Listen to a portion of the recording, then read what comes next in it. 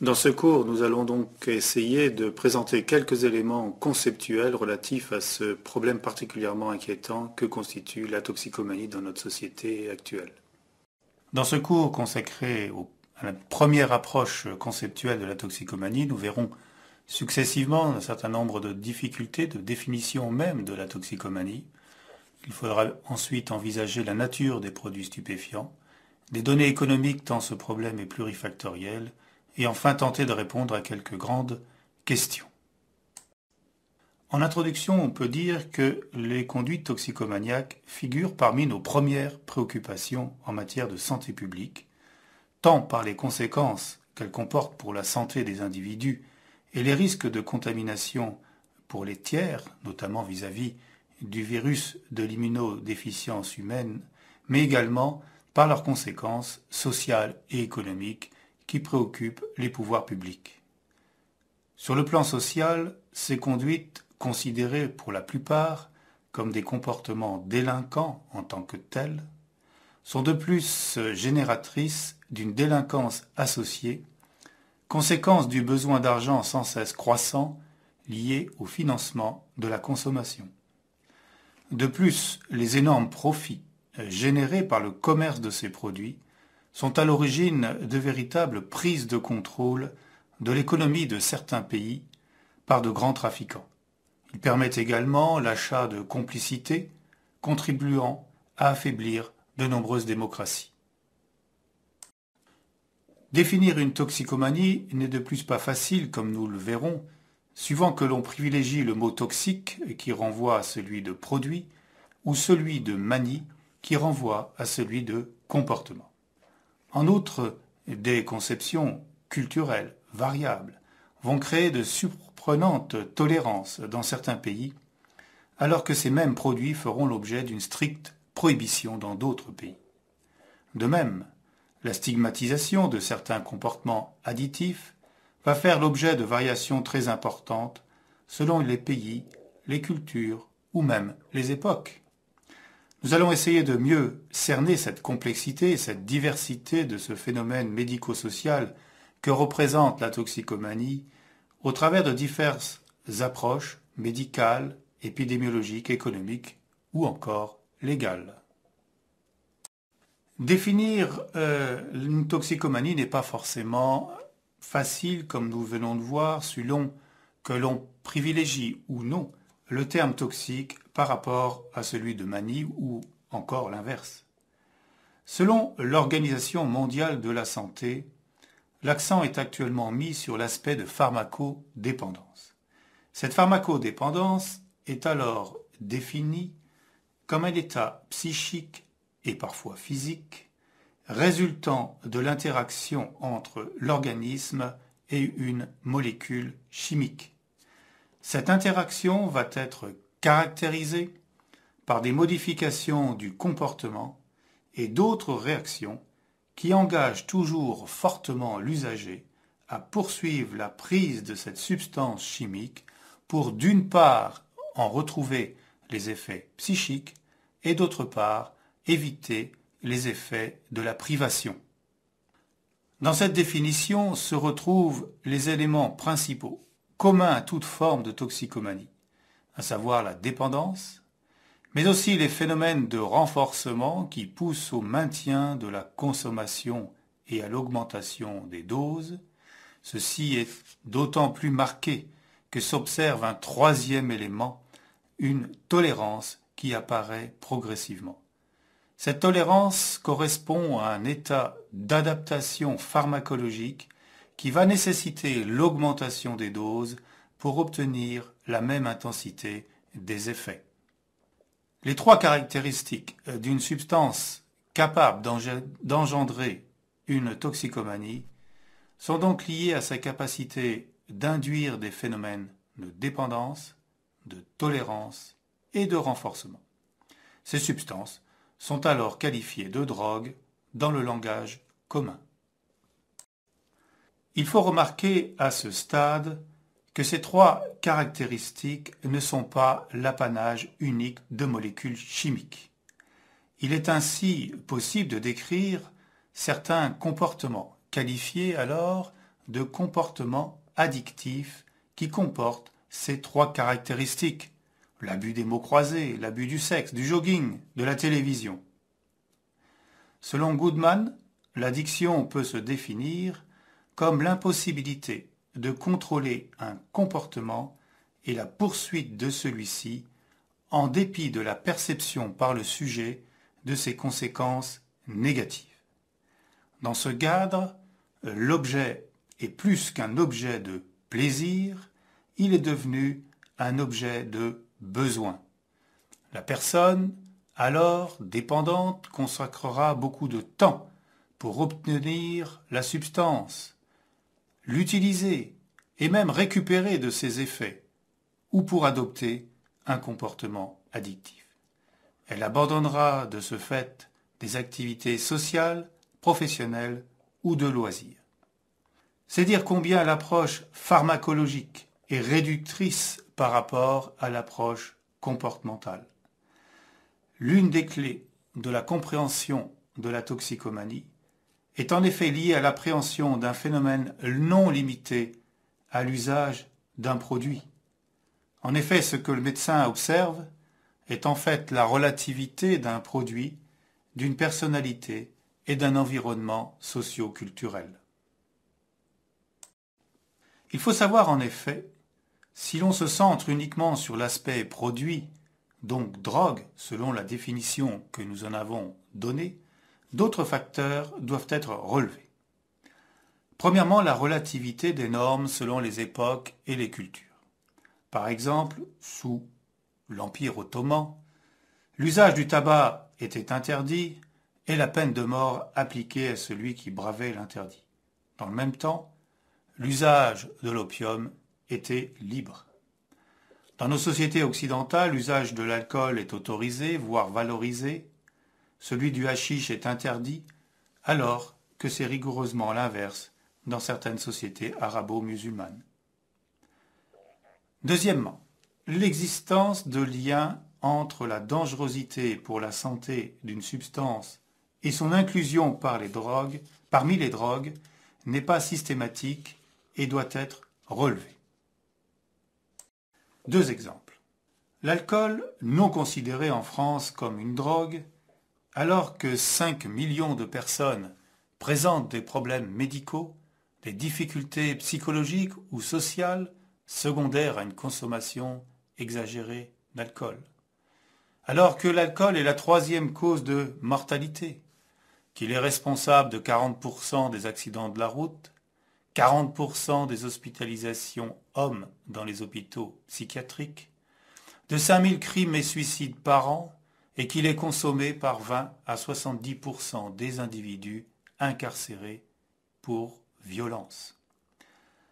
La perte économique liée à une consommation exagérée d'alcool représente environ, sur les chiffres 2002, 4 fois les dépenses de santé.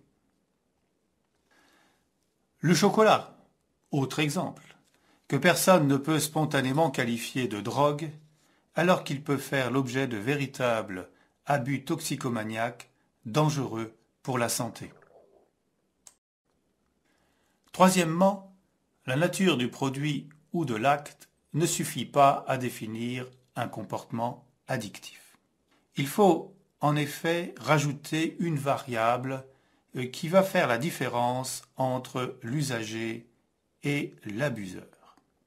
L'usager, c'est celui qui va rechercher dans ses produits, quels qu'ils soient, alcool, tabac, hashish, chocolat, ou actes, mots croisés, télévision.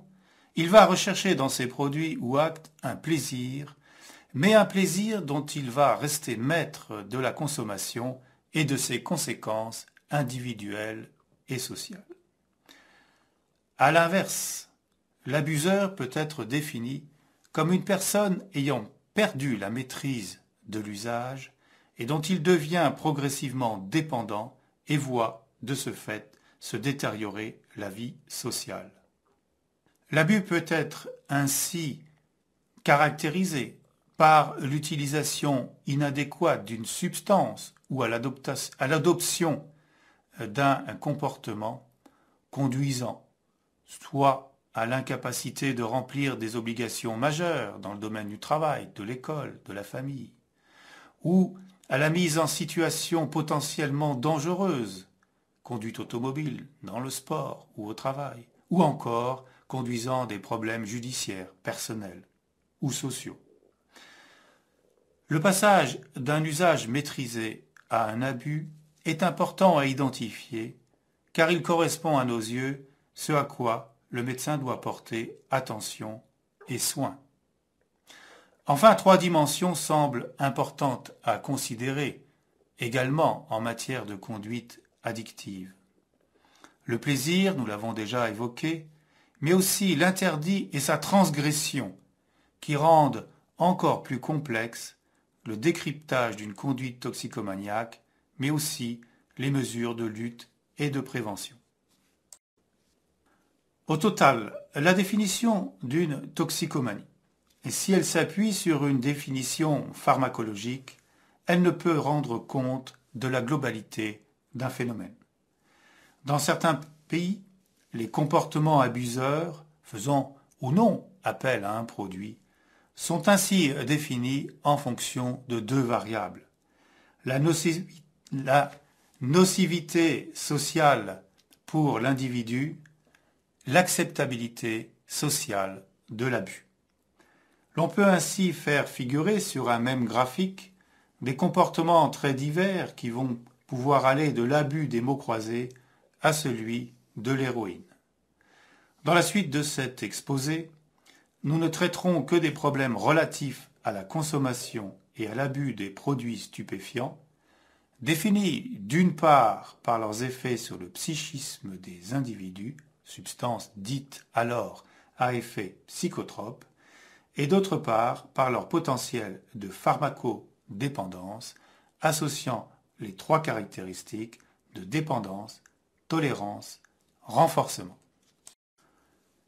Envisageons maintenant ces différents produits stupéfiants et tout d'abord les dérivés opiacés. Ils sont extraits du pavot et représentés essentiellement par l'opium et ses alcaloïdes, dont la morphine et ses dérivés, parmi ceux-ci l'héroïne, le diacétylmorphine, la codéine ou méthylmorphine ou la codéthyline, éthylmorphine. La caractéristique de ces produits est leur capacité de fixation sur des récepteurs spécifiques communs à des substances endogènes morphino-mimétiques, endorphines et encéphalines. Ces récepteurs ou leur activation participent en particulier à la modulation de la douleur et à la récompense et régulation des émotions. Ils sont administrés soit par voie nasale, le classique sniff, ou par voie intraveineuse le plus souvent. Ils sont responsables d'une forte dépendance physique et psychique. Les effets constatés sont de type euphorisant et d'autant plus intense que la voie intraveineuse aura été utilisée et réalisant alors le classique flash.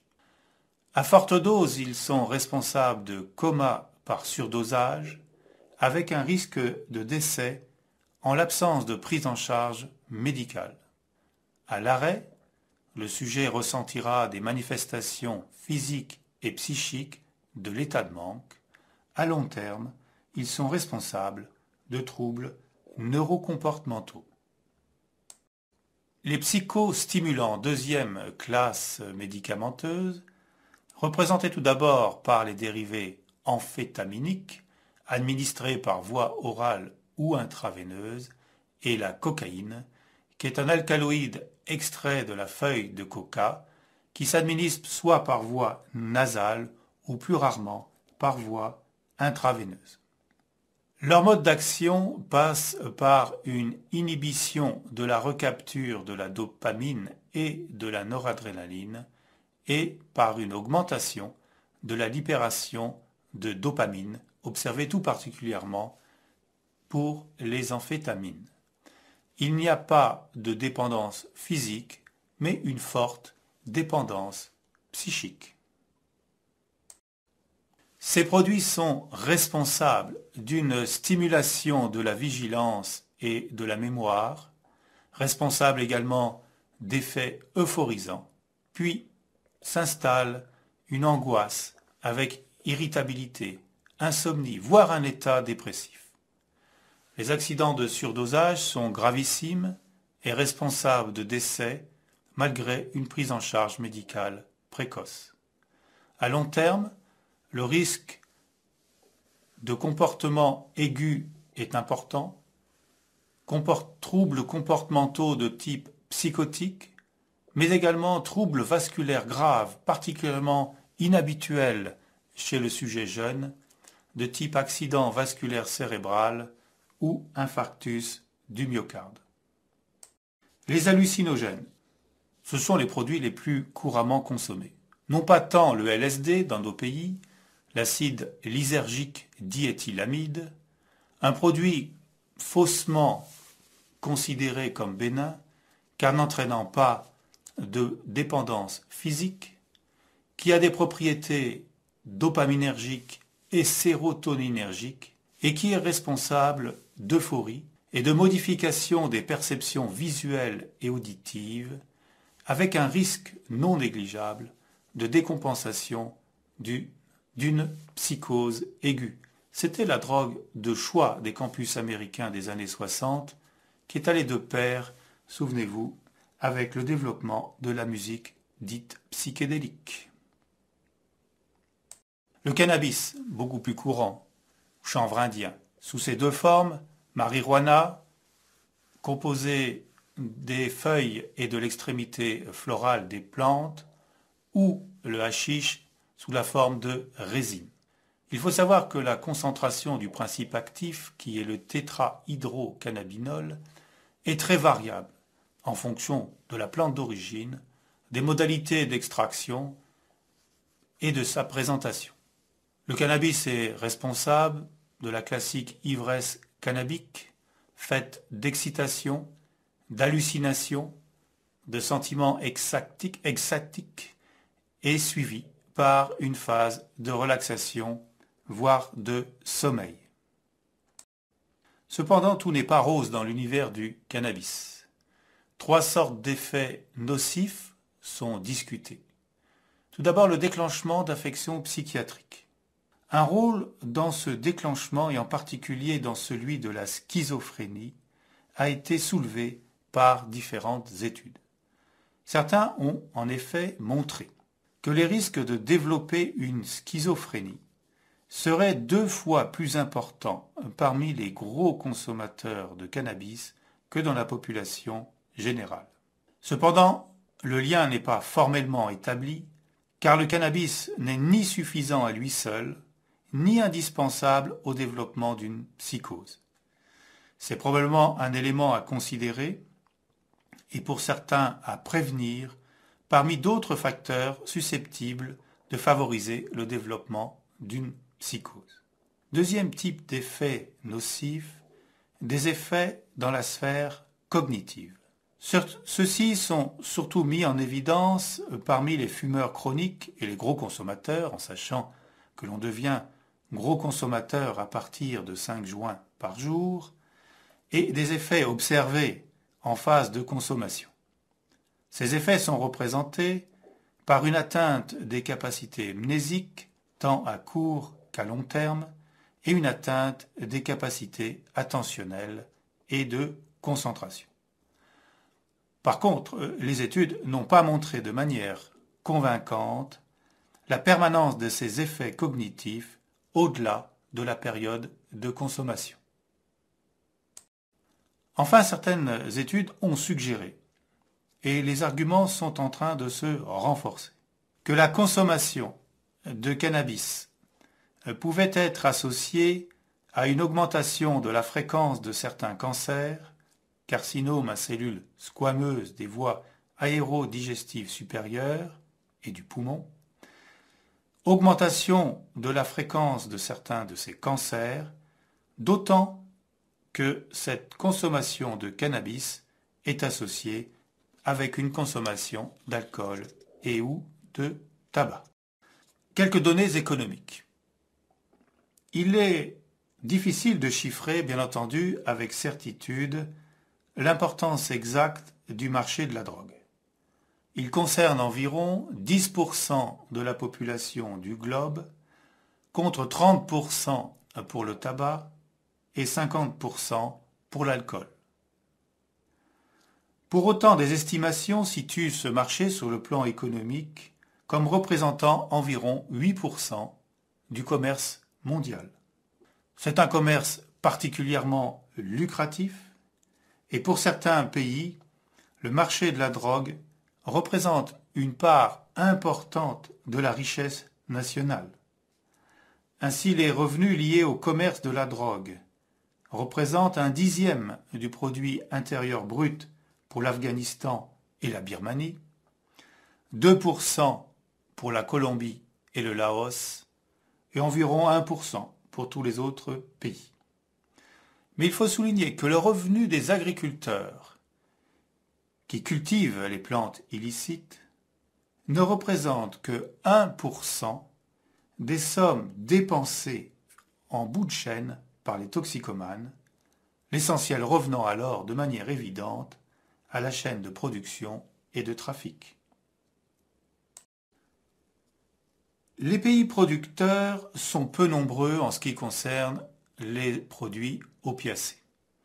6 pays sont responsables de 90% de la production illicite d'opium qui se répartit dans 2 grandes zones géographiques d'importance inégale.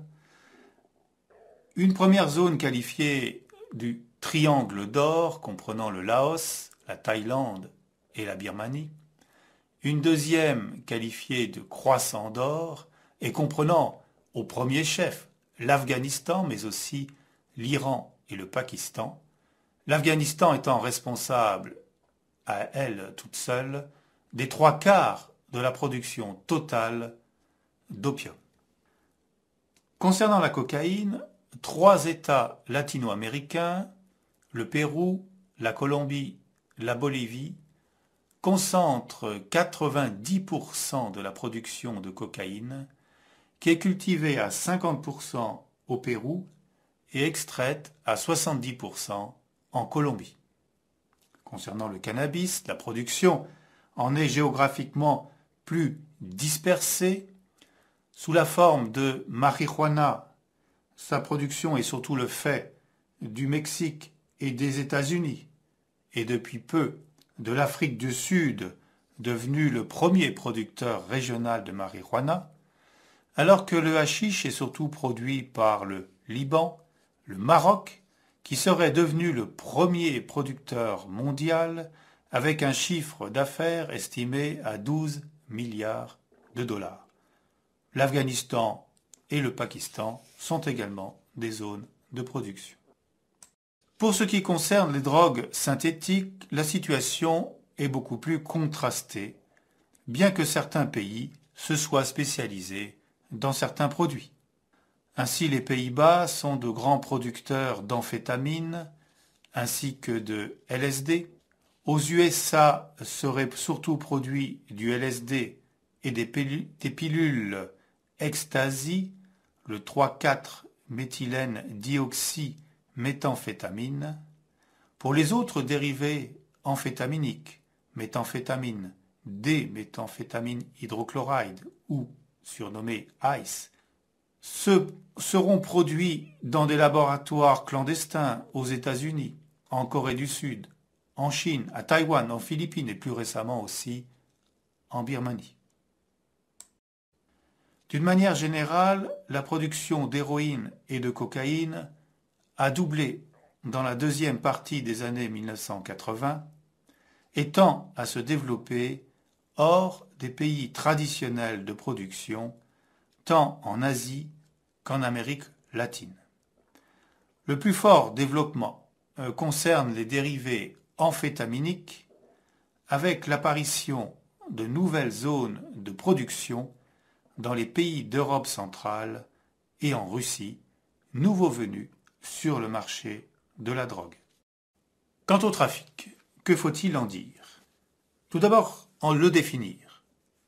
Le trafic consiste à faire transiter les produits stupéfiants depuis les pays producteurs vers les pays consommateurs. Le trafic va donc suivre l'évolution de l'offre et de la demande dans les différents pays concernés. Ainsi, l'arrêt de la production illicite d'opium en Turquie et le démantèlement de la French Connection, souvenez-vous d'une certaine filmographie, ont fait French Connection, qui fournissait l'Europe et les USA en héroïne dans les années 60, ont fait émerger d'autres voies. Ces voies pour les USA partent de l'Asie du Sud-Est via Hong Kong et surtout de l'Asie du Sud-Ouest pour l'Europe, soit par voie maritime à partir du Pakistan ou de l'Inde, soit par voie terrestre par la route des Balkans ou par les républiques d'Asie centrale. La Turquie ayant repris des activités dans la production d'héroïne, celle-ci contribue à l'activation de la route des Balkans. Considérant les énormes efforts qui sont faits en matière de lutte contre le trafic par les différentes autorités policières de nombreux pays, il faut avoir l'honnêteté de reconnaître que le taux d'interception est faible. Il est de l'ordre de 10 à 15% pour l'héroïne, un peu plus élevé pour la cocaïne, mais restant de l'ordre de 30%. Estimer la consommation est également difficile. Le cannabis et ses dérivés sont de loin les produits les plus consommés. 140 millions de personnes, soit environ 2,3% de la population du globe en consomment. Viennent ensuite les produits synthétiques, à savoir amphétamines, ecstasy, LSD, qui sont consommés par 30 millions de personnes, soit 0,5% de la population totale. Vient ensuite la cocaïne, consommée par 13 millions de personnes, soit 0,23% de la population totale, et enfin l'héroïne et ses dérivés, consommés par 8 millions, soit 0,14% de la population totale. D'une manière générale, la consommation globale de drogue est jugée légèrement déclinante aux États-Unis depuis le milieu des années 80 et stable en Europe. En fait, la situation est très contrastée selon les pays, les produits et même la tranche d'âge.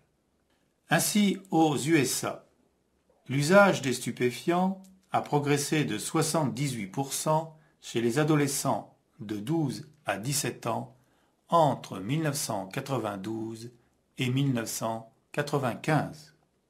La consommation d'héroïne est de nouveau en augmentation aux États-Unis après plusieurs années de baisse, mais également le même phénomène s'observe en Europe de l'Ouest. Concernant des produits, aux USA entre 1992 et 1995, la consommation de LSD, après une chute drastique dans les années 70, a augmenté de 183%, la cocaïne de 166% et la marijuana de 105%. Au niveau mondial, il faut observer de plus le développement d'une forte consommation de drogue dans les pays de transit de la drogue et en périphérie des pays producteurs, ce qui est un phénomène nouveau. L'ensemble est donc, malheureusement, et à nouveau, en faveur d'une hausse sensible de la consommation des drogues au niveau international. Enfin, pour terminer, nous allons envisager quelques grandes questions qui se posent à propos de cette toxicomanie. Tout d'abord, faut-il légaliser son usage? La sanction de la loi de l'usage des drogues est très variable suivant les pays. Deux différences majeures apparaissent dans les législations. L'existence ou non d'une distinction selon les produits est la première différence. Certains pays, en effet, édictent des règles différentes suivant la dangerosité des drogues. L'usage des drogues douces, ou considérées comme telles, cannabis et dérivés, est alors en général autorisé, c'est l'exemple des Pays-Bas, alors que celui des drogues dures reste en général interdit. Deuxième différence, la prise en compte ou non de la forme de consommation. Certaines législations vont appliquer des règles différentes suivant qu'il est fait de la drogue un usage récréatif maîtrisé ou au contraire un usage abusif avec perte du contrôle de la consommation du produit. La légalisation de l'usage de drogue n'est donc pas un sujet tabou dans certains pays.